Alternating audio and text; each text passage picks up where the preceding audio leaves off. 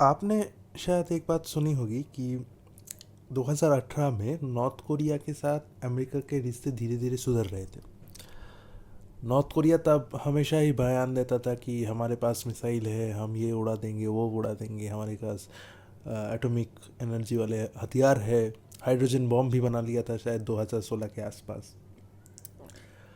तो north Korea और USA की जो दुश्मनी है वो बहुत सालों पुरानी है, मतलब आज की नहीं है, बहुत सालों पुरानी है।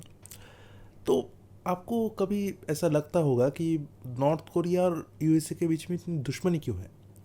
हाँ, ये बात है कि नॉर्थ कोरिया में जो है वो डिक्टेटरशिप वाली सरकार है, और जो यूएसए में है वो एक डेमोक्रेटिक सरकार है। नॉर्थ कोरिया एक कम्युनिस्ट स्टेट है, और अ, जो अमेरिका है वो एक कैपिटलिस्ट स्टेट है। इससे बाहर और अगर आप देखेंगे तो उतना आप डिफरेंस नहीं पाएंगे। हाँ, ये बात भी सही है कि उनके पास उतना ह्यूमन राइट्स नहीं है। ये दुश्मनी यूएसए के साथ जो है, ऐसा तो नहीं है कि मतलब यूएसए कभी डिक्टेटोरियल सरकार को समर्थन नहीं करता, यूएसए कभी ह्यूमन राइट्स जो कुचलते हैं उनको समर्थन नहीं करता। बहुत सारे कू यूएसए ने 70s में किए हैं, जैसे चिली में किया था, फिर उसके बाद 50 के दशक में ईरान में किया था। तब भी जो है यूएसए ने कू करके ही सरकारें हटाई थी, मिलिट्री शासक को ही जगह दी थी। सऊदी अरेबिया में आज भी बहुत उल्लंघन होता है, शरिया लॉ है एक तरह से, पर फिर भी यूएसए उनको समर्थन करता है। तो ऐसा नहीं है कि यूएसए कभी मतलब बहुत ही स्ट्रिक्ट, बहुत ही ह्यूमन राइट्स का बहुत ही मतलब ईमानदार रक्षक है, ऐसा नहीं है। यूएसए का अपना अपना हित छुपा हुआ है। नॉर्थ कोरिया और यूएसए की दुश्मनी बहुत सालों पुरानी है। ये बात है करीबन, इसके लिए हमको जाना पड़ेगा चाइना से और जापान से। चाइना का प्रोटेक्टरेट स्टेट था कोरिया। तब कोरिया नॉर्थ कोरिया और साउथ कोरिया में नहीं था, तब कोरिया सिर्फ एक ही कोरिया था। उनको गोरियो साम्राज्य से नाम से वो ट्रांसलेट होकर आया था कोरिया। तो तब तक कोरिया जो था चाइनीज़ प्रोटेक्टरेट स्टेट था।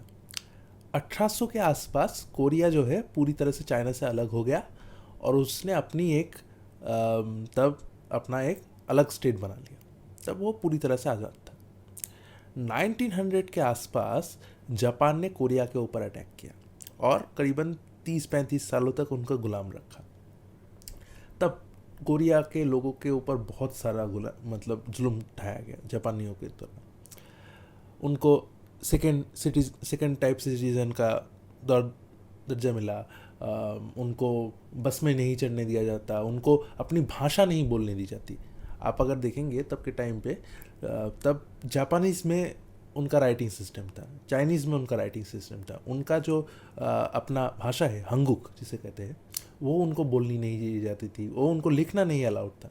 सारे जो डॉक्यूमेंट्स था वो जापानीज़ में था। तो मतलब हम इंडियंस जो है वो जब ब्रिटिश से इंडिपेंडेंट हुए थे, तब हमारे बीच में थोड़ा बहुत मतलब मनमुटाव था, लेकिन हम ब्रिटिश से बहुत सारे हिस्से में कॉपरेट किए थे। हमसे ज़्यादा पाकिस्तान ने किए थे, उन्होंने तो मिलिटरीली बहुत सारा कॉपरेट किया था।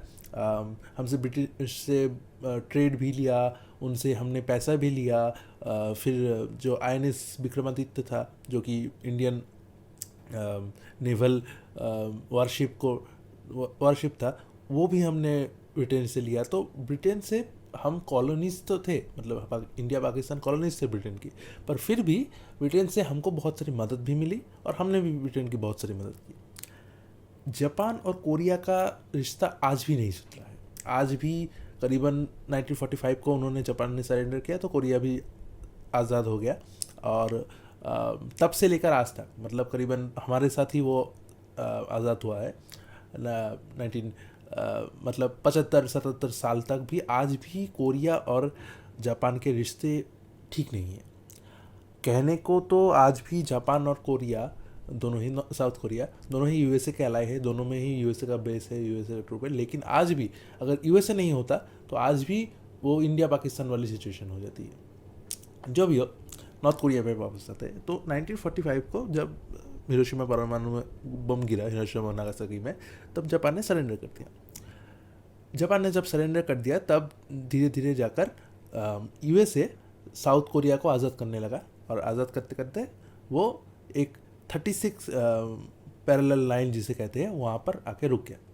वहीं से ही रशिया ने भी एंट्री ली, और उसने भी उत्तर से एंट्री ली, और दक्षिण आते आते वो भी 36 पैरेलल लाइन पे रुक गया। जो यूएसए का कब्जा वाला क्षेत्र था उसको साउथ कोरिया, और जो रशिया का कब्जा वाला क्षेत्र था उसको नॉर्थ कोरिया बोला गया कि 5 साल ऐसे ही शासन व्यवस्था चलाए रखते हैं, फिर 5 साल बाद मतलब एक वोटिंग होगी, और वोटिंग में दोनों कोरिया को एक कर दिया जाएगा। लेकिन तब 5 साल बाद पूरी सिचुएशन चेंज हो गई। यूएसए और रशिया जो है कोल्ड वॉर में उलझ गया, पूरा एकदम डोमिनो इफेक्ट्स थ्योरी सामने आ गया।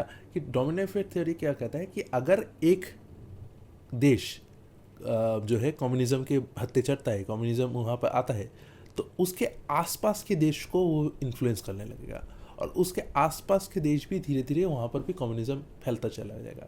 ये थ्योरी सबसे ज़्यादा इफ़ेक्टिव थी जब वियतनाम में थी। वियतनाम कम्युनिज्म का था, वियतनाम साउथ वियतनाम तब भी यूएसए का था। तो उनको लगता था कि अगर नॉर्थ वियतनाम के कंटेन नहीं किया गया, नॉर्थ वियतनाम को अटैक करके फिनिश नहीं किया गया, तो वो ये जो कम्युनिज्म है वो धीरे धीरे साउथ वियतनाम के बाद लाओस, कंबोडिया, म्यांमार, फिर इंडिया तक पहुंच जाएगी। ऐसा उनका मानना था। ये डोमिनो थ्योरी, एक के बाद ब्लॉक्स गिरते जाएंगे।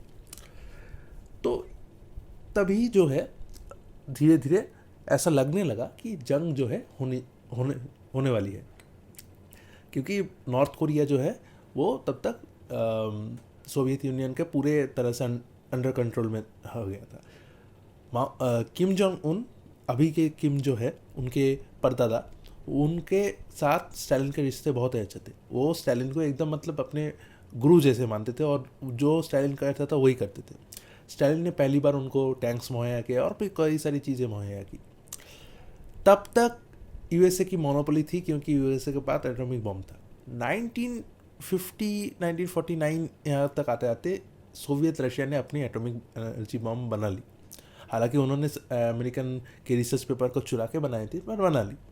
तो वो जो एक मोनोपोली था वो ख़त्म हो गया। अब यूएसएसआर के पास भी एटॉमिक बम था, तो और किम जोंग उन चाहता था कि किम जोंग इल चाहता था कि पूरा जो कोरिया है उसके अंडर में आ जाए, पूरा जो कोरिया है वहाँ पर कम्युनिज्म आ जाए। तो उन्होंने बोला स्टालिन से कि आपके पास तो अभी हथियार भी है, आपके पास तो अभी एटॉमिक बम भी है, तो हम क्या अटैक कर दे, तो आप क्या सपोर्ट करोगे?